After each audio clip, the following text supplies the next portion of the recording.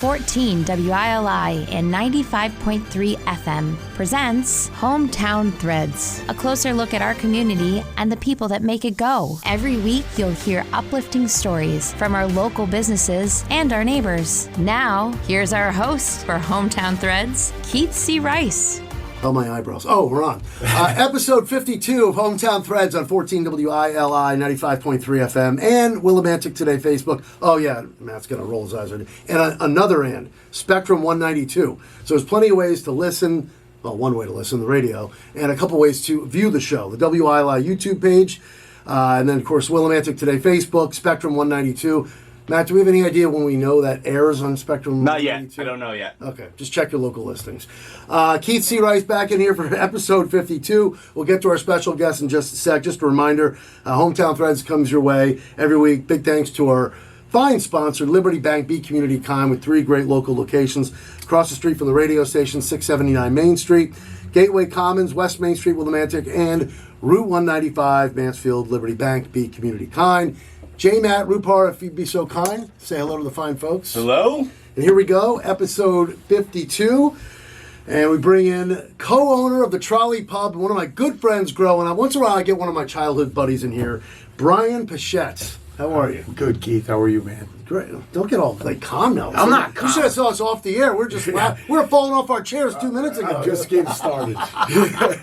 Anyway, it's so I was doing Wayne's show this morning. And I played Anita Baker's Giving You the Best That I Got. Oh, yeah. You know where I'm going with this, yeah. right? Now, I grew up with Brian, as I just said, and his mom, Val, and his dad, Norm, one of the best people I think I've ever known. And they're Me too. They passed a little while back. In fact, your dad was my neighbor for the first few years we lived up in the Wyndham Center, and he was always inviting us over and telling us stories about you. And I'm sure you had plenty of them. But anyway, let's hear you guys' stories too. And I just can't say enough great things about your parents. Want to hear some stories about Val and Norm. But Brian, congratulations on being co-owner of the Trolley Pub, a very popular bar in Willimantic. And how long have you been doing that? Get right up to the mic, my friend. Well, I've been at the Trolley for about 3 years now. We've owned it. I have a business partner, Tim Bryant. And it was kind of like a lucky situation to get into. Chuck Lester, the former owner of the Trolley, was ready to leave. He had done it for about 30 years, and I'm too young to retire, so I needed to do something. Yeah, so of course Chucky's a big Green Bay Packers fan, so you had to be kind of happy with the way they finished up the season. But so I will just we'll get into this right now, and then we'll go back. We'll kind of move backwards here and talk about growing up, but. So, what year was it again? You took over? 3 years ago. 3 years ago. Yep. So, kind of give us a little story on how that all went down with you taking over for Chucky and running the Trolley Pub. Well, I worked for Chuck for a little while, and when COVID happened, it was just Chuck and I down there primarily. And he was getting tired, and he knew that I wanted to own my own bar. I've been in the bar business for like 30 years, so I might as well work for myself at some point. So I just see if we could do it. And Tim Bryant was on board, and we went in and made the Trolley ours, but kept it still the Trolley Pub of Willimantic. It's less intimidating now. It's more of a welcoming place that you can come into. What do you mean when it was like well, just like there's more people. There's younger crowds, there's older crowds, and everyone seems to be getting along just fine. Well, that's great. So that's a positive I was in there a couple weeks ago, and it's great vibe. And you and I went over to a booth, and we're just having small talk, catching up, and of course maybe down the road, who knows, maybe Trolley Trivia. We'll get to that another time. That's definitely in the works. That'd be a lot of fun. Yeah. But one thing you showed me, and an example how you kind of made the Trolley Pub your own, is you said, look at the ceiling. And I thought this was so cool. People just come in and sign their names, right? Yep, they asked me for a marker, and I let them sign it. No profanity. So St. Mary, St. Joseph's boy, you're a Catholic school boy. Parochial school, kindergarten to 12th grade. I've seen it all. So tell us, share with us. Maybe there's some big names on that ceiling or on that wall. Or? Well, all the local people have came in, and people come in and sign remembrance, of someone who's passed away or whatever. Matter of fact, this last Saturday, I had a group come in for a friend of the Trolleys who had passed away about 3 years ago, and they did a memorial for him there. And they went back and checked the spot where they all signed. So it's cool. People think it's partly their place when it gets like that. It's almost like the Cheers of Willimantic. It kind of is. Well, I am kind of like Sam Malone. I don't drink. I don't do. So that's the way it goes. And you can never go in there and not find someone not to talk to. Yeah, oh, absolutely. The people there are kind, and I appreciate it as the owner.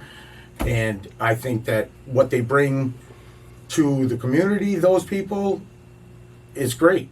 And how they do it is they're thoughtful, and they care about the town still. Mm-hmm. So that's what we do, and we try to make it a family kind of place that people can come in and have a good time and watch sports and have fun with their friends. It's great to see the passion of someone like Brian and myself who've grown up in Willimantic. Well, J. Matt Rupar, you're a Willimantic native too. Yes. Right? Yes. It's just great to run into someone like yourself who I've known for years, and people that you said, that you just mentioned, the people that go into Trolley have that same kind of passion. Matter of fact, Keith, I left this out, that 2 years ago, we did a mural on the side of the building I saw this from the Wyndham High School art department. This was on the paper, I think. Yep.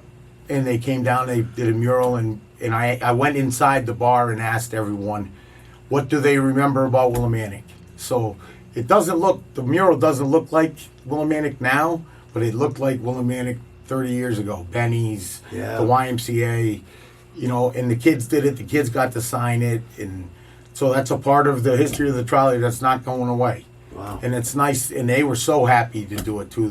When I thank them every time I can talk about it because it was cool. That was really cool. I think I remember picking up the paper and going, whoa, look at this. And Willard's helped out with the paint, so it was like, it's a community thing. That's all. We're all about community, especially here on WILI, the community radio station. How many times has someone like a Tommy Spector signed the wall in the ceiling? Who's a former guest on Hometown Threads? Just once. And my former Little League coach, and Bill Shea. Yes, Tommy Spector. That's right. The last you team played to for play American Thread. I played for team- Medical. The last team to play for American Thread in Willimantic. Were you really the last team? Last team, yeah. Because when I had Tommy in here, we were reminiscing about Willimantic Little League, and that's right, Brian. Not I only have the did we- picture of the team on the wall with Tommy and Billy. Tommy brought it in for me, and I put it up on the Name wall. a few players from that team. You have a great memory here. Mark with this. Schreiber, Mark Bacon, Mark Boldry. A lot of Marks. A lot of Marks. And one Brian. Yep. Bobby Walicki. Bobby Wolicki, yeah. There was Very good. Joe Steiger. I mean, It was a good team. Good team, yeah. Now, those 80s Willimantic Little League teams. I'm a little biased. Like when we had Tommy in here, we're talking about, do you remember the legendary Medical Pulaski final where I was on that team, Billy Gottlieb at the walk-off that still hasn't landed on Wyndham Road? Oh, sure. Matt probably hears me bring this up all the time. Every week. 19 every week. Pretty much. Now, I think that was 84, 85. I get mixed up because the Tellier Pahowdy year was 85, I think. So the Medical, Billy Gottlieb, Buskey team, Josh Dunnick, me, that team was loaded, as well as Pulaski was with Adi and Eddie Rios. Yeah, Adi was tough to... Donald Meekum. Yeah. Adi was tough to face back then. He was the same height as he is now. No, wait, this is He's a good friend of mine, yes. too, Adi. So Adi, is he coming to Trolley? Yep. All right, Yeah, he I want to does. see him. Yeah. I haven't seen him in years. Now, again, we played baseball together, but we played basketball as well. Now we move into the childhood stage of Hometown Threads, and we'll come back and talk a little about Trolley Pub at the end. But where do we start? We grew up together at St. Mary St. Joseph School. That's where we met. I know you were in my sister Nancy's grade, correct? Yeah. Mm-hmm. So we grew up playing a lot of basketball, even really early on. Yeah, Did you play definitely. Little Pal at the Y? Yes, I did. Okay. Do you remember what team? A.J. Pepin's. A.J. Pepin son. Now I was on the broadcaster. I think. Mr. Light was my coach. I remember Mr. Light. Mr. Humsky, God rest his soul, Yep. was my coach. Yep. And all I remember Mr. Humsky saying was, "Get your man! Get your man!" So, little, God, I miss the YMCA. Oh, yeah. I spent probably a majority of my life in that building when I was a kid because I'd walk from St. Mary St. Joseph's School to the Y and have to be home when the street lights come on. Yeah, and you lived on High Street back then, and playing. So it was an easy walk for you, basically. That was the thing we did back in the day. Both ways, man. I begged my parents to go. We didn't live as close because we were up on Adams Heights, which is on the Lebanon line. So there were times where that's what you could do. You could walk into the Y and play pickup games. And every time I drive by, what is it, ACT that's in there now? I can't remember. Yeah. Yeah, it's the ACT.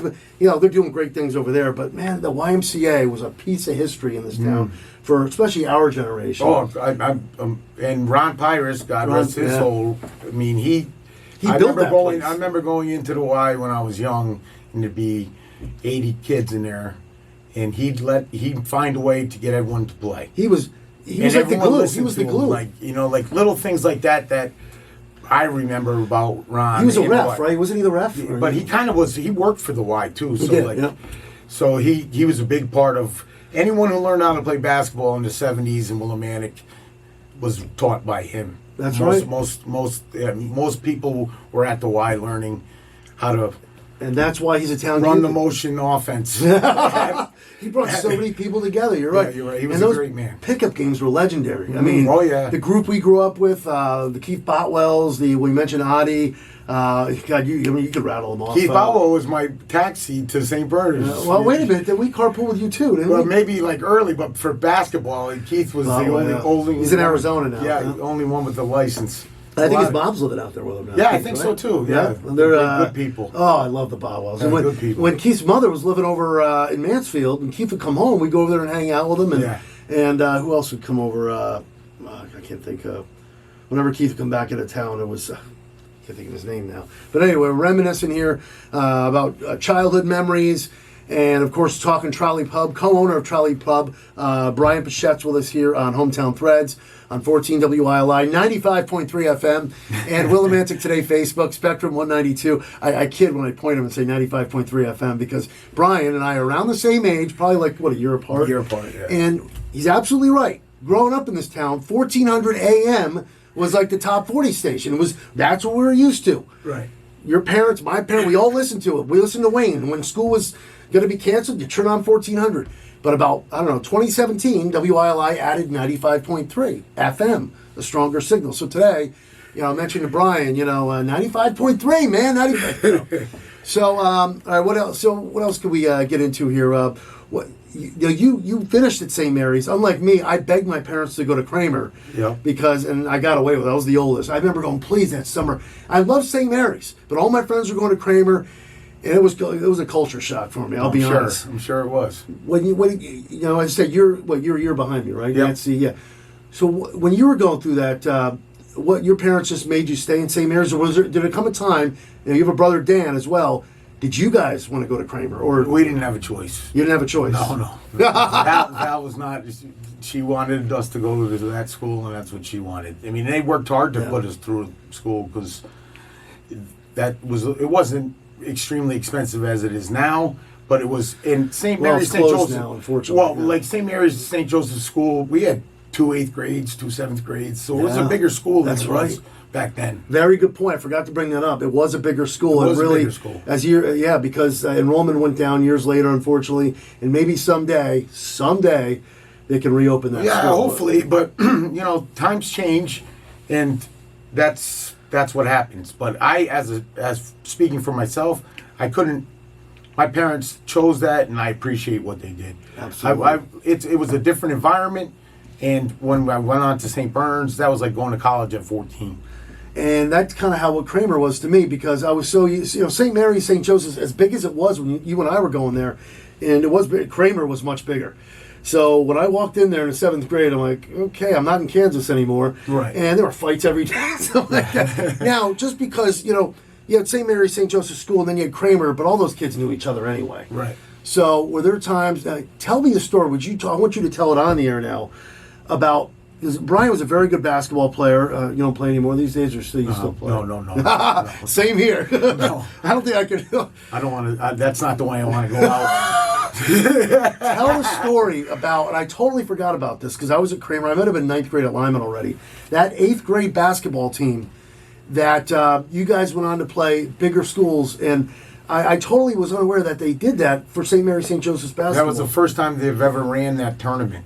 I think it was. It was a tournament. It was a tournament. It was the Fort. It was a town tournament, I guess. That's how they would say it. And Mansfield Middle School, Horace Porter in Columbia, Kramer in Willimantic, and St. Mary St. Joseph's in Willimantic. So that was a big deal. That had never happened before. That's because they knew they had some teams. There was a lot of talent, and Jim Calhoun's son played for E.O. Smith. E.O. Smith. Well, at the time, Mansfield Middle School. And Horace Porter was pretty decent at the time. And Kramer was really good. And we were pretty good. And name some of the kids that were on your team at St. Mary St. Joseph. Nick Liapez, Paul Gitchis, Mike Horner, Eddie Messier. I mean, I'm just. So a long time ago. Who was the coach, by the way? Shippey, Mr. Shippey. Milt Shippey was, who I think moved to Vegas years ago. Milt and Mississippi. And then Coach Danny White was in there for a little while. Wow. All right, so they put you guys up against the Mansfield Middle School, the Jeff Calhouns, and Kramer. Yep. And that's some stiff competition. So yeah, we won the tournament. If you want to just hear that, that's what we did. No, can you tell us a little more? Well, it was really interesting. It was very competitive. It was a lot of people showed up. The St. Mary St. Joseph School wasn't going to pay for us to get a bus to walk to Kramer, so we had to walk in our uniforms down Spring Street. You guys could have walked. You didn't need a bus to go to Kramer. No, but it was like, and it made us as a bunch of kids feel important. Right, exactly. So it was nice. And it was a nice thing to have that. I don't know if they do that anymore. They should keep it up because it was a good tournament because every kid knows each other if there's playing a sport. It doesn't make a difference what town you live in. Well, there still is a basketball area. We can say that because the Wyndham High basketball team won the state championship not too long ago. So, Marty's doing a great job up there. Oh, my God, yes. And Coach Gilday did a great job up there. Yep. They all did. So we still live in a basketball area, of course, the Yukon men and women, and we are the basketball capital of the world. Well, Storrs is technically. But yeah, I know you and I both played against Jeff Calhoun, Coach Calhoun's son. My story was I was a freshman at Lyman, and you want to tell your story after? Well, now I'll leave it short. Give us the edited version. I remember Jeff Calhoun towering over me, as like anybody still does these days. And I'm sitting there, I think it was sitting bench varsity, but I got a little action that game against Ron Pyras, God rest his soul's E.O. Smith team. And there's Jeff Calhoun. Didn't move, just stood behind the three-point line. And you can see this on video on the radio. You have to use the theater of the mind. But he stood behind the three-point line and went, just like basically clapping, like, give me the ball. Yeah. And he was draining three after three as Coach Calhoun sat atop the top. And I'm sitting there going, yeah, I always felt like glancing up at Coach, going, yeah, your son's pretty good. Yeah. Now, let's hear Brian's story. Well, we got matched up against them in the finals. So he didn't do as well that game against. You were on him? Well, no, I probably Nick, I would think, or one of us was guarding him. But he didn't have the game that he had against you. So we ended up beating them in the finals. Jim Calhoun stood in the doorway. So Jim was at that game? He was at that game too, but I'll leave my story at that. Yeah. Don't tell that one. Don't tell that one. If you were to, I know it's a long time ago. But yeah, you have a lot of respect for Coach Calhoun. Oh yeah. He's done a hell of a turned job around that program. If you remember, way back when, and I know you have better memory than me when telling these stories. Do you think you held Jeff Calhoun in single digits that day, or what? No, I think he probably had something like 14 or something. Still, it's pretty good to contain Jeff Calhoun. Now, you mentioned some of the kids that we still grew up with in your grade. Nick Liapez, who you worked with at Sports Bar for years. You spent a bunch of years at Sports Bar, right? Over 20 years at the Sports Bar. Nick and I grew up next door to each other, so we've been friends. He's 4 days older than me. Is that really? So we've been friends for a long time. Yeah, Brian and Nick were like, what's the word? Inseparable, right? Well, they were. You guys were always together, hanging out, playing basketball, whatever. Yeah. You always see Brian and Nick, and years later, you saw them hanging out, working at the Sports Bar for Costas. Costas is Nick's older brother, who Costas is still the owner, right? I think they both are. They both are. Yeah, and they do a great job out there. You know, the town's trying. I think all the small businesses in town are trying to make it work. And I'm glad you brought me into that, because this is a question I have for you, and this goes for any local establishments, even outside of this area. I don't know if it was a COVID thing or pre-COVID, but what happened to the bar/restaurant scene restaurants for that matter, not just bars, well, drinking establishments, I guess, that why all of a sudden, remember the day before, I guess it was before COVID or even years ago, people were closing the bars 1, 2 a.m. Back when you were at Sports Bar, I remember, I was DJing over there too. The bars, you'd see tons of people closing the bars at 1, 2 a.m. Well, by law, you can still do that, Keith. Right, I know, but not just around here. I'm talking about out of this area as well. What happened to the nightlife as far as people closing their doors like 10, 11 o'clock now? What's going on there? Well, my personal opinion is that through COVID, they set so many rules about you could only be open till 8, you can't sit at the bar, you can do this. And people got nervous, and COVID did hurt a lot of people. But it kind of saved a bar tender or server or a bar owner because you're allowed to close now. Back then you couldn't close because if you closed they thought you were doing too well to be open. Wow, all right, interesting. I think, and that's why you see it like people close now because the activity isn't as big as it used to be because people don't go out because people are still nervous. And is it really nervous though? Because or is it the generation that basically wants the to generational thing have a few drinks, hang out with their friends, let's go home and play video games. Kids don't drink like people drink. Yeah, like we used to. I remember Sports Bar, Willie Brew, Trolley, whatever, you name the place. I mean, there was bars that all us people, we were all our friends were hanging out till 1, 2 a.m., closing the bar, and you just don't see that anymore. Not just this area. I close at 12 because I'm getting older, but nothing really good happens after 12 o'clock. That's my theory. No, that's a very good point. But if I'm busy, I'm allowed to stay open till 1 or to 2. I stay open. It's just at some point. Oh, so they give you an option. You can close whatever time you want. Okay. So by law, you have to be open. You can be open. You can be till open till 2 a.m. 1 or 2. Oh, so you can. Friday and Saturday, it's 2 o'clock. Oh, nice. Okay. Well, as we get ready to close the show, give us some more info that we may not know about Trolley Pub. In fact, let's start with the hours. Go ahead, give us your hours. We're closed on Tuesdays. We're open Wednesday, Thursday, Friday from 2 to 12. And on Saturday and Sunday, we're open from 11:30 to 12. Any specials or anything you got? We have happy hour during the week. I do. I try to keep it interesting. So karaoke? Karaoke, and I like to have... when there's a big event on, we try to make it interesting for the big events, basketball, baseball, football, anything like that. So I do post on Instagram and on Facebook. Okay, so Matt, I know we're just going to go a little bit long here because I wanted to get to this. Again, we're with co-owner of the Trolley Pub, Brian Pichette, childhood friend. Brian, this is the time where I usually ask my guests any closing thoughts, but I'd like to close with a couple memories of your mom, Val, and your dad, Norm. So sure. Let's, whatever you got, give us your story. Well, besides they both died too young. If you're okay, yes. If you're okay, I'm okay talking about it. I miss my parents every day. And the one thing that they taught my brother and I was you have to take every challenge as it comes. You know, some days you don't have a lot, some days you do have a lot, but you always have your family and you always have good friends that can help you if you need it. And as the oldest Pichette in my family now, it's hard not to have them to rely on, but we make it through. My kids, Michael, Sean, and Caitlin, and my brother Dan and his wife Megan, and his 2 kids Jack and Molly. Like we made it work. Family. Make it work. So you got to do family sticks together. We have to, and we don't all live in the same town, but we talk every day. Your parents are with you all the time. All the time, and they're severely missed by not just us.